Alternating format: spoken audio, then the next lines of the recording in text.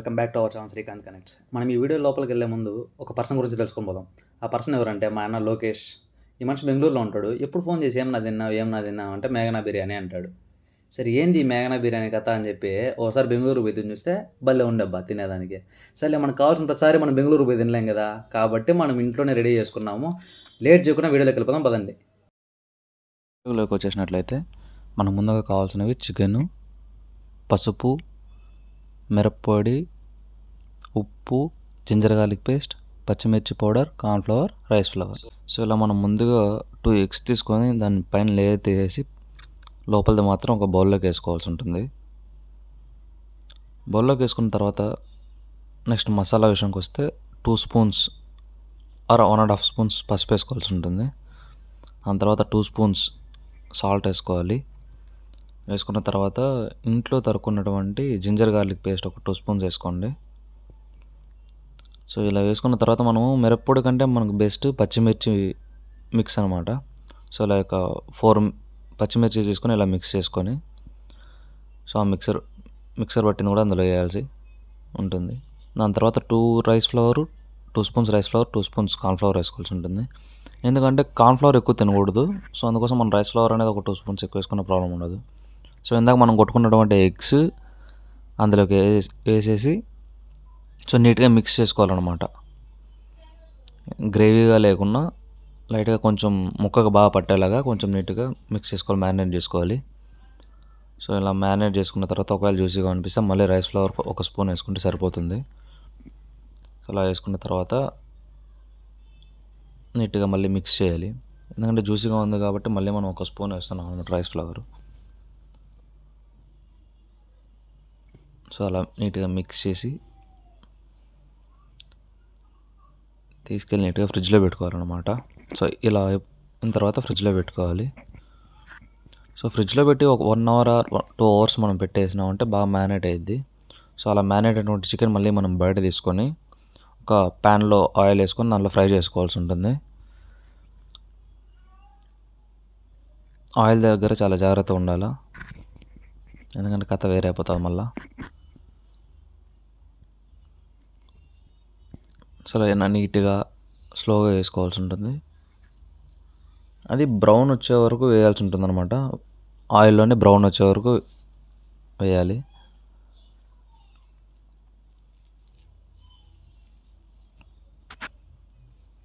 Oil దగ్గర చాలా జాగ్రత్తగా ఉండాలి భయ్య. నేనంటే మాడిపోవడానికి ఏం లేదు కాబట్టి అది వేరే విషయం అనుకోండి.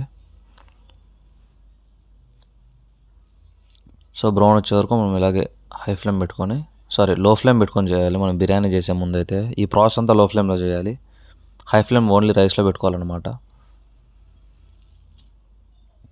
ఇలా మొత్తం అన్ని ముక్కలు బ్రౌన్ అయ్యాలి లేదని చెక్ చేస్తూ మనం అటు ఇటు తిప్పుతూ ఉండాలి. సో ఇలా బ్రౌన్ అయిన తర్వాత సో ఇదన్నీ తీసుకొని ఒక బౌల్లోకి వేసుకుంటాం అనమాట.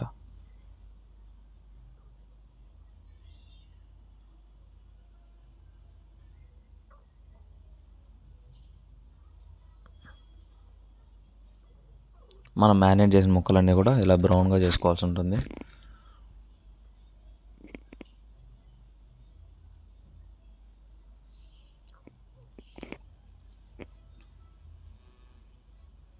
సో నేనైతే మ్యారినేట్ చేసిన ముక్కలన్నీ ఆయిల్ వేసుకొని ఒక ప్లేట్లోకి తీసుకున్నాను అనమాట. సో దాని తర్వాత ఒక ప్యాన్ పెట్టేసుకొని ఆయిల్ వేసుకొని మనం చిన్న చిన్నగా ఎర్రగడ్డలు తరుక్కొని అందులో బ్రౌన్ వచ్చే వరకు వేయించాలన్నమాట. దీని తర్వాత ఇందులో కొద్దిగా బ్రౌన్ అయిన తర్వాత మనం పచ్చిమిర్చి నిలువుగా చేరేసుకొని అందులోకి వేసుకోవాల్సి ఉంటుంది. దాని తర్వాత మనకు అల్లం పేస్ట్, మిరప్పొడి, పసుపు, ఉప్పు, ఇది ధనియాల పొడి అనమాట. సో ఇందులో వేసి నీట్గా మిక్స్ చేయాల్సి ఉంటుంది. సో కొంచెం ఉడకాలి కదా మసాలా అంతా. సో అల్లం పేస్ట్ కూడా కొంచెం మరగాలి కాబట్టి కొద్దిగా నీట్గా ఆయిల్లో వేయించుతాం అనమాట కాసేపు. సో ఒక 5 మినిట్స్ అలా లో ఫ్లేమ్లో ఉంది కాబట్టి ఒక 5 మినిట్స్ అలా తిప్పుతూ ఉండాలి. తిప్పిన తర్వాత మనం పుదీనా కొత్తిమీర కూడా యాడ్ చేయాలి. సో ఇలా బాగా వేగిన తర్వాత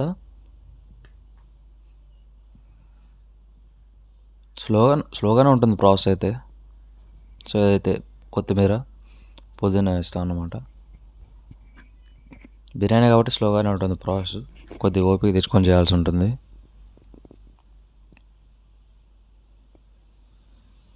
ఇలా అన్నమాట. మనకి ఎప్పుడైతే ఇలా సెమీ గ్రేవీగా అంటే లైక్ బాగా మరిగింది అని అనిపిస్తే అప్పుడు టమాటో ప్యూరీ వేసుకుంటాం కదా మనం. ఒక 4 టమాటోస్ వేసుకుంటే సరిపోతుంది. సో ఆ టమాటో ప్యూరీని వేసి మిక్స్ చేయాల్సి ఉంటుంది సేమ్. ఇవి టమాటో ప్యూరీ ఉడికే వరకు మనం లో ఫ్లేమ్లోనే పెట్టాలి. ఎందుకంటే మనం హై ఫ్లేమ్లో పెడితే ఏమైందంటే కింద ప్యాన్ మాడిపోతుంది. కాబట్టి ఇప్పుడు మనం లో ఫ్లేమ్లో పెట్టి టమాటో ఉడకాలి కదా. సో అందుకోసం ఒక 5 మినిట్స్ అలా పెట్టేసి ఆ లోపు మనం రైస్ మనకి ఎంత కావాలో అంత రైస్ నానబెట్టుకోవాలన్నమాట. సో మన టమాటో ప్యూరీ అయితే రెడీ, అంతా బాగా మరిగింది. సో ఇందాక మనం చేసుకున్న చికెన్ అయితే అందులోకి వేసేయాల్సి ఉంటుంది. సో నీట్గా చికెన్ ముక్కలన్నీ అందులోకి వేసేయాలి.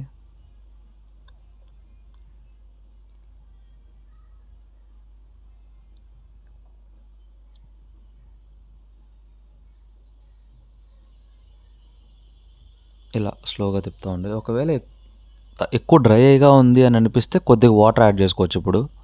సో వాటర్ ఏం అవసరం లేదు, ఆల్రెడీ సెమీ గ్రేవీగా ఉంది అనిపించిందంటే అవసరం లేదనమాట. సో మనకు ఆల్రెడీ టమాటో ప్యూరీలో కూడా కొద్దిగా వాటర్ ఉంటాయి కాబట్టి మనకు ముక్కలకైతే సరిపోతుంది. ఒకవేళ మీకు తక్కువ అని అనిపించిందంటే కొద్దిగా వాటర్ వేసుకున్నా సరిపోతుంది. సో ఇలా ముక్కలు ఉడికే వరకు మనం అలా తిప్పుతూ ఉండాలి. ముక్కలకన్నీ టమాటో ప్యూరీ అంతా యాడ్ అయిన తర్వాత ఒక 2 మినిట్స్ అనేది ప్లేట్ పెట్టేసామంటే పైన, సో ఆ ప్రెషర్కి ఉడికిపోతుంది అనమాట. ఒక 5 మినిట్స్ పెడితే సరిపోతుంది, లో ఫ్లేమ్ కాబట్టి 5 మినిట్స్ పెట్టండి. మనకు ఆల్మోస్ట్ ముక్క ఉడికిపోతుంది అనమాట 100%. సో ఇలా ముక్క అయితే మనకు ఉడికింది, ముక్కలకు కూడా కొంచెం గ్రేవీగా ఉంది కాబట్టి సో ఇప్పుడు ఆల్మోస్ట్ అయిపోయింది. సో ఇప్పుడు బిర్యానీ రైస్ చేయడం ఎట్లంటే నార్మల్ బిర్యానీ రైస్ చేసినట్టే అండి. ఆయిల్ వేసుకొని నెయ్యి వేసుకుంటాం అనమాట. కొద్దిగా నెయ్యి వేసుకుంటే టేస్ట్ బాగుంటుంది. ఆయిల్ తక్కువ వేసాను కదా ఇందాక, సో అందుకు నేను కొద్దిగా యాడ్ చేయాలనుకుంటున్నా. సో నార్మల్ బిర్యానీ మసాలా ఏమైతే మనం వేస్తామో అవన్నీ రెడీగా పెట్టుకోవాలన్నమాట పక్కన.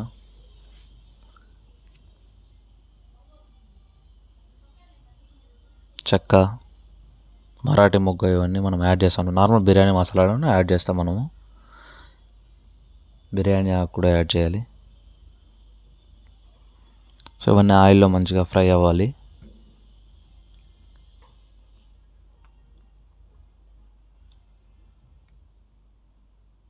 దాని తర్వాత నిలువుగా చీరుకున్నటువంటి పచ్చిమిరపకాయలు ఒక 4 తీసుకోండి. 4 తీసుకొని ఆయిల్ అది కూడా ఫ్లేమ్ తీసుకోండి అనమాట.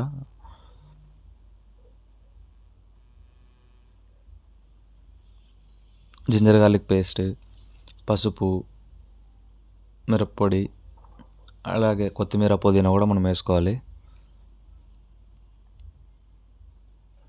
కొద్దిగా వేసుకుంటే సరిపోతుంది రైస్లోకే కాబట్టి. సో రైస్లోకి ఇప్పుడు సాల్ట్ వేసినా పర్లేదు, వాటర్ వేసిన తర్వాతనే వేసుకుంటే సరిపోతుంది మనకి. సో ఇది మిరప్పొడి, పసుపు అనమాట. సో ఇప్పుడు కావాలంటే బిర్యానీ మసాలా మనం యాడ్ చేసుకోవాలి అని అనిపిస్తే చేసుకోవచ్చు అండి, ఇబ్బంది అయితే లేదు. కొద్దిగా కర్డ్ వేసుకొని సో నీట్గా ఇట్లా మిక్స్ చేయాలన్నమాట, లో ఫ్లేమ్లోనే చేయాలి. సో ఎప్పుడైతే కర్డ్ ఉడికిపోతుందో అప్పుడు నీట్గా ఇలా చిన్నగా వస్తుంది అనమాట.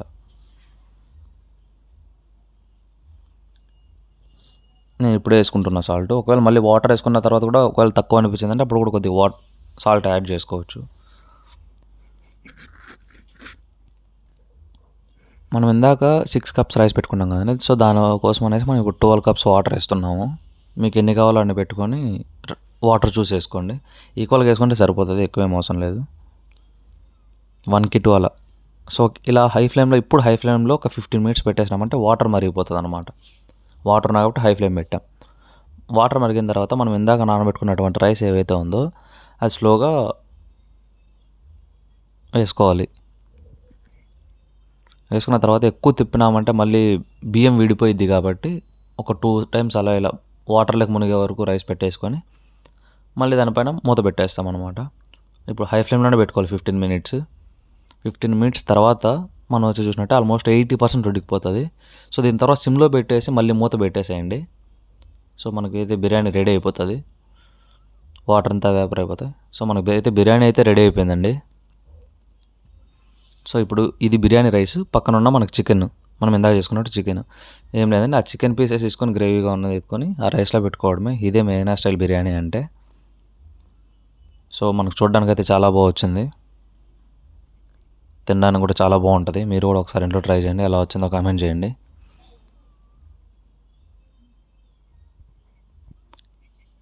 మీకు ఇప్పుడు స్పెషల్ గెస్ట్ ఒకరు వస్తారనమాట. వస్తుంది నా మేనకోళ్ళు అనమాట. మామయ్య బాగా చేశాడని చెప్పి క్లాప్స్ కొడుతుంది. సో మనకైతే బిర్యానీ రెడీ అయిపోయింది. Thanks guys, thanks for watching. Please subscribe కొట్టండి.